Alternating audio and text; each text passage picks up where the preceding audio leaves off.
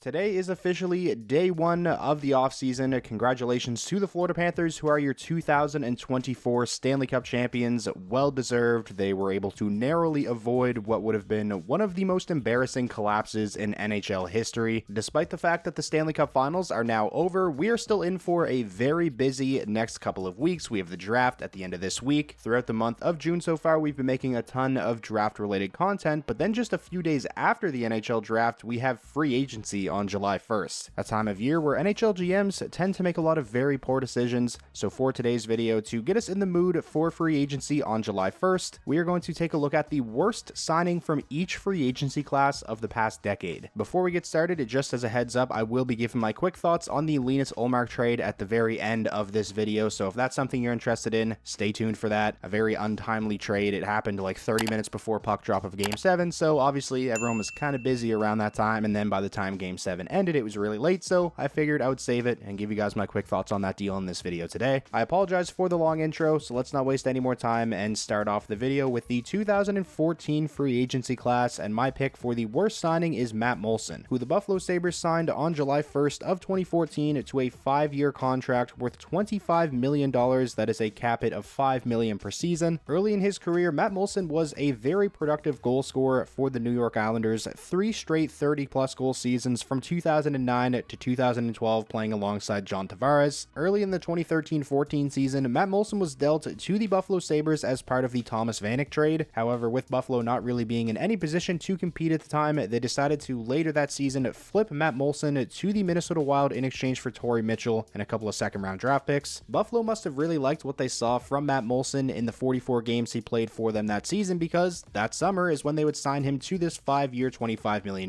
deal, a deal that would age pretty poorly for the Buffalo Sabres, as Matt Moulson was never really able to come close to being that 30-goal guy he was with the Islanders in Buffalo. His shooting percentage fell off a cliff once he got to Buffalo, and after just one season with the Sabres, his ice time started to take a big hit as well. He went from playing top 6 minutes in his first season with the Sabres to getting 4th-line minutes the following season, and before you know it, after going pointless through the Buffalo Sabres' first 14 games of the season in 2017, he was demoted to the American Hockey League, where he would not only play out the remainder of this contract, but play out the remainder of his professional hockey career. Those 14 games Matt Moulson played for the Sabres in the 2017-18 season were actually the last games Matt Moulson would play in the NHL. Moving on now to the worst signing from the 2015 free agency class, we have defenseman Andre Sakara, who signed a 6-year, $33 million deal with the Edmonton Oilers, a cap hit of $5.5 million per season. Throughout the first 2 years of this contract, Andre Sakara actually played pretty well and was one of the Oilers' top blue liners. He had back-to-back 30-plus point seasons, averaged over 20 minutes a night, but unfortunately for the Oilers, after suffering a knee injury in the 2017 NHL playoffs, Andre Sakara was never really the same. This knee injury forced him to miss the majority of the following season. In 2017-18, he got into just 36 games, and then in the summer of 2018, while gearing up for the following season, Andre Sakara suffered a torn Achilles during an off-season training session in Europe. Sakara would appear in just 24 games for the Edmonton Oilers in 2018-19, and also 5 games with their American League affiliate, the Bakersfield Condors, before having the final 2 years of this contract bought out by the Edmonton Oilers in the summer of 2019. Following the buyout by the Edmonton Oilers, Sakara would continue his NHL career as he played 3 seasons with the Dallas Stars to finish up his career from 2019 to 2022, but was really never able to get back to being the same player that he was prior to those 2 devastating injuries he suffered with the Oilers. Moving on now to the infamous 2016 free agency class. The best thing you could have done during 2016 free agency as an NHL GM is have your phone turned off, because pretty much every single big money long-term deal that was signed in 2016 free agency aged very poorly. You can make the case for a couple of different guys here, but I decided to go with Erikson, who signed a 6-year, $36 million deal with the Vancouver Canucks, a cap hit of $6 million per season. From 2008 up until 2016, Erikson had been a guy that consistently scored at around or above a 25-plus goal pace each season. When he signed this deal with Vancouver, he was coming off of a 30-goal, 63-point season with the Boston Bruins, but for whatever reason, once Erikson got to Vancouver, things just did not click. His game and his production completely fell off of a cliff. The most goals he scored in a single season with the Vancouver Canucks was 11. His ice time deteriorated season after season with the Vancouver Canucks until ultimately he found himself out of the lineup more often than not in his final few years with the Canucks. Somebody making $6 million a season to just not play really hindered the Vancouver Canucks cap situation, so in need of cap space, in July of 2021, he was dealt to the Arizona Coyotes in that massive cap dump deal along with Antoine Roussel and Jay Beagle, and multiple draft picks, one of which ended up being the first round selection Arizona used to select Dylan Guenther 9th overall in 2021. In exchange, the Vancouver Canucks received Oliver Ekman-Larsson at 12% retained and Connor Garland. And listen, sure, Connor Garland has been a pretty useful player for the Vancouver Canucks, but they ended up buying out Oliver Ekman-Larsson after just 2 seasons, and they're going to have dead cap space from that buyout until 2030. The Louis Erikson saga was really just a complete disaster for the Vancouver Canucks right from the moment they signed him to that contract up until last offseason when they decided to buy out Oliver Ekman-Larsson. Continuing on now to the worst signing of the 2017 free agency class, I decided to go with Patrick Marleau, who signed a 3-year, $18.75 million deal with the Toronto Maple Leafs, a cap hit of $6.25 million per season. Patrick Marleau was definitely not bad in the 2 seasons he spent with the Toronto Maple Leafs. He scored 27 goals his first year with the team. His production fell off a little bit the following season, but overall was still a really productive player and played a key role as an off-ice leader for a very young Toronto Maple Leafs team. Guys like Mitch Marner and Austin Matthews really became close with Patrick Marleau and his family, and that kind of experience for young players is obviously invaluable. So based off of everything I said, you might be thinking, well, why are you picking Patrick Marleau as the worst signing from 2017 free agency? My reason for that is because of how things ended with Marleau in Toronto. With Austin Matthews and Mitch Marner's massive contract extensions set to kick in the 2019-20 season, the Toronto Maple Leafs needed to free up some cap space, and while Patrick Marleau was definitely still a very useful player, he wasn't worth the $6.25 million cap hit, so Marleau became a cap casualty as he was dealt to the Carolina Hurricanes along with a 2020 conditional first-round draft pick and a 2020 7th-round draft pick in exchange for a 6th, so pretty much a pure cap dump, and a very expensive one at that, as the first-round draft pick the Maple Leafs sent to the Carolina Hurricanes as part of this trade wound up being 13th overall. The Hurricanes would then use that 13th overall selection on none other than Seth Jarvis in the 2020 NHL draft, who has obviously became a massive part of the Hurricanes core. Moving on now to the worst signing from the 2018 free agency class, I think it definitely has to be James Neal, who signed a 5-year, $28.75 million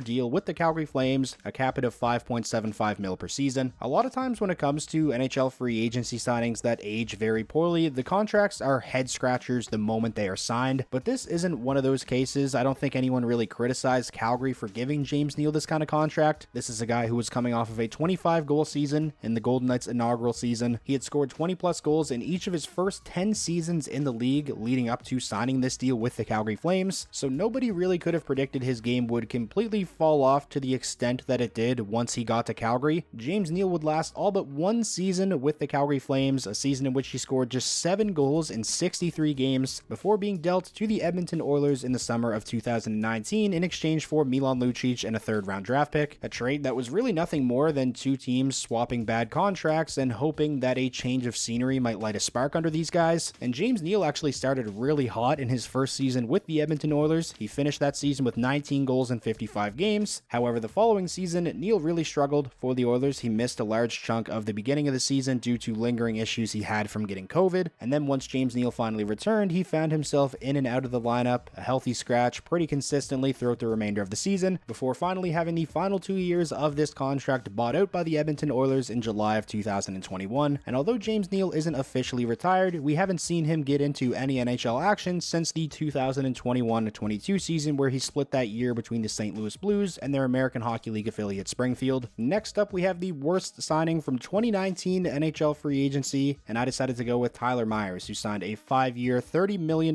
contract with the Vancouver Canucks, an annual cap hit of $6 million, a contract that actually just now finally came off the books this offseason for the Vancouver Canucks, and I mean, it really couldn't have came soon enough. This is one of those contracts that looked bad right from the jump, and I will say I don't think Tyler Myers was completely awful throughout his entire tenure with the Vancouver Canucks. He definitely had some decent stretches of play. I would say this past season was actually probably his best year with the team, but at no point as a member of the Canucks was he worth that $6 million price tag. Tyler Myers is set to become an unrestricted free agent on July 1st, and I'm expecting him to get a deal somewhere in the range of maybe $2.5 million per season on a short-term deal. Moving on now to the worst signing of the 2020 NHL free agency class, I decided to go with Torrey Krug, who signed a 7-year, $45.5 million deal with the St. Louis Blues, a cap hit of $6.5 million per season. At 33 years old, Torrey Krug is still an okay offensive defenseman, a guy that can get you 30, 35 points in a season, played decent on the power play, but really brings next to nothing to the table defensively. At this point in his career, I think Torrey Krug would probably be better off playing sheltered minutes as opposed to being a top pairing guy. He still has 3 more years left on this contract that carries an annual cap hit of $6.5 million per season, and to be honest, I would be surprised if he finishes out this deal as a member of the St. Louis Blues. It's public knowledge that the St. Louis Blues have already tried to trade Torrey Krug once. It looked like he was going to be dealt to the Philadelphia Flyers last offseason, but Torrey Krug vetoed the trade. He invoked his no-trade clause. So considering the fact that they've already tried to move Torrey Krug once, I think it's very likely that they're going to continue to try and get out from under this contract sooner rather than later. Next up, for the worst signing from the 2021 NHL free agency class, I decided to go with Philipp Grubauer, who signed a 6-year, $35.4 million deal with the Seattle Kraken, a cap hit of $5.9 million per season. Prior to signing this deal with the Seattle Kraken, Philipp Grubauer was coming off of 3 fantastic years as a member of the Colorado Avalanche. His final year in Colorado before signing with Seattle, he finished with a record of 39-1, a sub-2 goals against average, and a .922 save percentage. But based off of the way he's performed so far as a member of the Seattle Kraken, I think it's safe to say his numbers were a little bit inflated playing behind such a good Colorado Avalanche team. For the most part, Philipp Grubauer has been pretty bad as a member of the Seattle Kraken, with the exception of a good playoff run in 2023. In all 3 regular seasons he's played with Seattle so far, he's finished with a save percentage below .900. I think you can make the case that the worst signing from 2021 free agency should be the Rangers signing Barclay Goodrow, but due to the fact that they were recently able to get out from under the final 3 years of that contract unscathed, they didn't have to give up anything to move on from him. I think it has to be Philipp Grubauer, so that's why I went with him over Goodrow. Moving on now to the worst signing from 2022 free agency, I decided to go with Andrew Kopp, who signed a 5-year deal worth a little over $28 million with the Detroit Red Wings, a cap hit of $5.625 million per season. His first 2 seasons with the Red Wings have been extremely disappointing. I remember being very excited about this signing when it was made. Kopp was coming off of a season in which he was a beast down the stretch for the New York Rangers leading up to the playoffs, and in the postseason he was very good as well. But in Detroit, we really haven't seen anything close to that version of Andrew Kopp that was so good with the New York Rangers. It should be mentioned that the same summer Kopp signed with the Red Wings, he had core surgery, and I think at this point it's safe to say he has lost a step since that core surgery. In Kopp's first season with the Red Wings, he scored 9 goals and put up 42 points. And this season he scored a little bit more, but his point total came down from 42 to 33, went from being a guy that got consistent top 6 minutes in his first season to being pretty much a third liner in his second season. A lot of Red Wings fans say I'm too hard on Andrew Kopp. I really don't think so. He's decent defensively, but that's really about it at this point. He's not good on the penalty kill. Over $5.6 million a season for any third liner is a lot, but especially for a third liner that really isn't all that productive. Similar to what I said about Torrey Krug and finishing out his contract with the Blues, I would be genuinely surprised if Andrew Kopp finishes out this contract as a member of the Detroit Red Wings. And now finally, my pick for the worst signing from 2023 NHL free agency,